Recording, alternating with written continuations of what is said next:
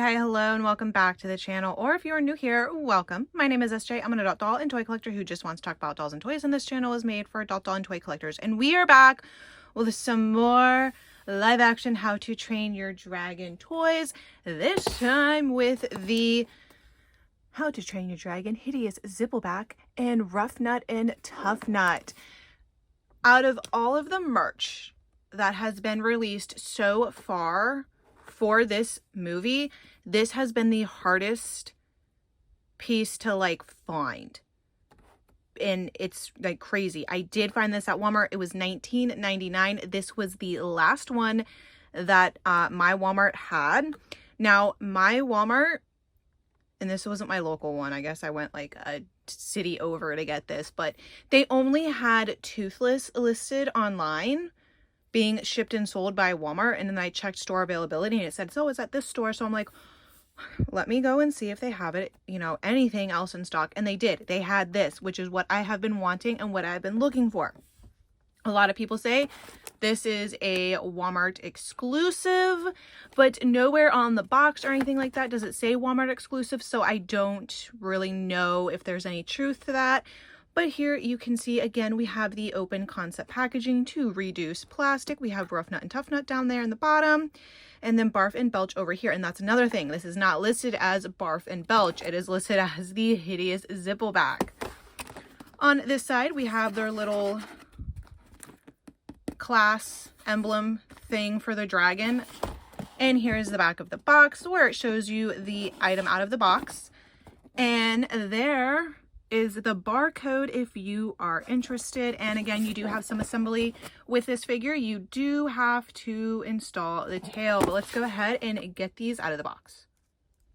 All right, everything is unboxed. Real quickly, we are going to take a look at the twins. So first up here is Rough Nut. She is in purple. We have red hair this time. Is that red or is that brown? Not sure, but we do have a little braid right here. So we are still keeping in theme with the braid that, was it a braid? I'm not sure what it was that Rough Nut had in the animated movies and series. Now her head is on a ball joint, but it's a little hard to move due to her hair. But we do have articulation in the shoulder. The hip, though, again, because of this piece right here, it's a little hard to kind of put out. And we do have knee articulation. These knees don't seem to be as stiff as the other figures that I've unboxed so far, but she is cute. I like her. And you can see we do have some detail on the back right there. And with her boots, there's some detail. Now, her face is a little bit misprinted. I don't know if it's going to show very well, but the top of her lips is not printed. It's kind of like the misprint is slid down a little bit, so her lips are a little lower than they should be, but it's okay. It's not too bad. It's fine. I mean, I can kind of expect to see that on such a small scale figure like this. Might be a little hard to get the printing just right. Here is Tough Nut with his little Viking hat. He's looking sideways. I don't know if he's supposed to be looking sideways or, again, if the printing just kind of like slid over. He has brown hair this time, but he still has his long hair, so love to see that. We do have shoulder articulation. We do have neck articulation too. Move it all around. We do have hip and we do have knee. Again, these knees don't seem to be as stiff as the other figures, so I like to see that. Is this removable? Like, if you wanted to take this off, could you take it off? Probably, maybe. I'm not going to do all that to figure it out, but again, you can see we have some detail on the back. So yeah, there are our adorable little iconic twins, Rough Nut and Tough Nut. Now for Barf and Belch. I'm not sure why they don't just put Barf and Belch on the box. I don't know why they're calling it the Hideous Zippleback. I know Barf and Belch is a Hideous Zippleback, but yeah. I mean, they've done the same thing with like Astrid and Stormfly and Fish Legs and Meatlug. They haven't put the actual name of the dragon on the box, so that's kind of a little weird to me, but okay. Honestly, with this color scheme that they chose, like this darker green with this red, if anybody saw the live action Pete's Dragon, that is the vibes that I'm getting from this color scheme, is this. In fact, when I do a Google lens search, when I had a picture of this figure and I was doing a Google lens search to try and see what stores might have had this in stock, it kept up bringing Pete's Dragon. Like, I was like, I don't want a Pete's Dragon live action toy. I didn't know there was one. I kind of want one now, but that's not what I'm looking for. But here are the faces of Barf and Belch. Do the mouths open?